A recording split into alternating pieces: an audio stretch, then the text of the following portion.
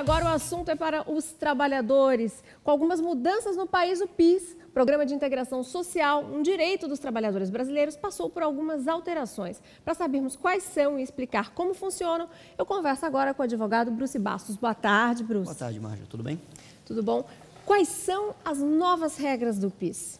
Perfeito. Com relação às regras do PIS, é um tema hoje que diz respeito tanto para a empresa quanto para os trabalhadores. É um tema, de certa maneira, ele está sendo construído com um debate entre o governo, as empresas e o setor dos trabalhadores, mas eu acho importante pontuar aqui uma rápida retrospecção, né, do que aconteceu com as regras do PIS para se entender o que está acontecendo hoje, né? O PIS e a COFINS, digamos assim, o seu irmão, tiveram sua instituição ali para 70, né, o PIS e a COFINS em 91, e a Constituição Federal os recebeu, né, o PIS destinado constitucionalmente para o seguro-desemprego e o desenvolvimento econômico e social, pelo BNDES, e a COFINS para a Seguridade Social. E isso até 2002, 2003, né, como é que se tinha essas regras para as empresas, né, que repercutia para os trabalhadores? Você tinha um recolhimento de uma alíquota, certo, sobre a receita bruta das empresas. O que aconteceu foi que, a partir de 2002, 2003, com a mudança na sistemática do recolhimento da contribuição PIS e COFINS, se abriu mais uma discussão a respeito de como você trabalha as regras do PIS e da COFINS. Passou o sistema não cumulativo, né? Ou seja, a tributação sobre o valor agregado pelo método de subtração fiscal, base versus base. Por que eu estou falando isso? Porque o PIS e a COFINS hoje, ele guarda um potencial de litígio enorme, seja para discutir quais as regras que o trabalhador tem para se valer do seguro-desemprego, seja com relação ao conceito de insumos, que hoje é a base que dá direito ao crédito das empresas, seja o conceito do que é receita bruta, e nisso fica contribuintes discutindo com o Estado, e quem perde com isso tudo é a sociedade brasileira.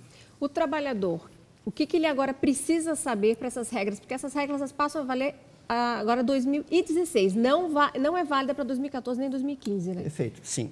Você tocou num ponto que eu sou obrigado a tratar, que é a questão do trabalhador e do déficit da Previdência. O que acontece hoje é que as regras do PIS, na verdade, vêm olhando para o déficit da Previdência, que hoje é um problema, né?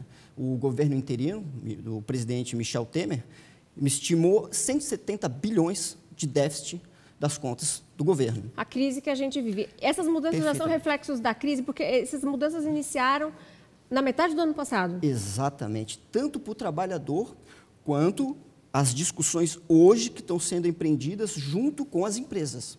Que é o quê? Estão querendo unificar o PIS e a COFINS. E o que é mais interessante, olha o reflexo disso para o trabalhador.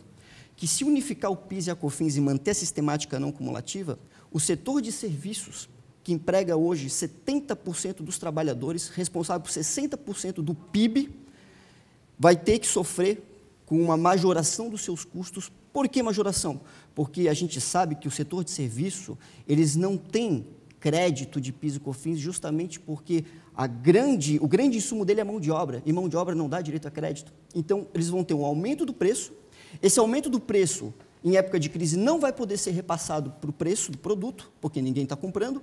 Logo, você vai repercutir imediatamente em desemprego e informalidade. Na parte prática agora, em relação ao PIS, o trabalhador ele precisa estar atento ao quê? Exatamente, agora, nessas novas regras, que ele precisa estar alerta na hora que ele for fazer essa retirada do PIS. O que eu vou falar agora serve para qualquer cidadão brasileiro.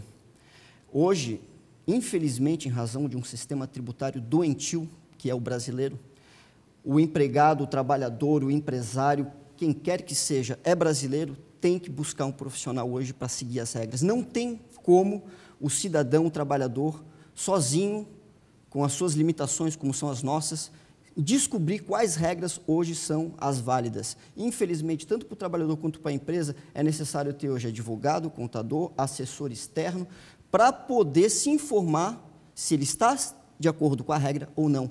Perceba, Márcia, que o problema aqui hoje não é se eu pago muito ou pouco tributo, que é um problema que vai estar sempre de pano de fundo. O verdadeiro problema é como é que eu sigo a regra tributária. O trabalhador tem que fazer um cálculo para saber se ele tem direito, inclusive, a partir de 1 ano, 12 meses de trabalho. Isso, eu queria que você explicasse como é que funciona essa questão, para ele saber como é que ele vai calcular o que ele vai receber.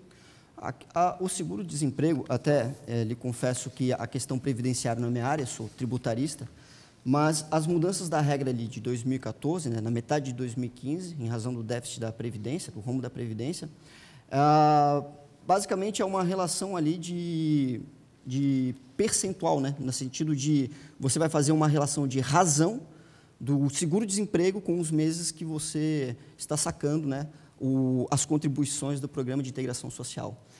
O melhor, na verdade, esse seria o meu conselho final, procure um profissional para que você não descumpra as regras tributárias, porque a gente sabe que hoje o montante que será cobrado quando você descumpre uma regra, ele triplica em razão de multas e punições e juros e tudo mais.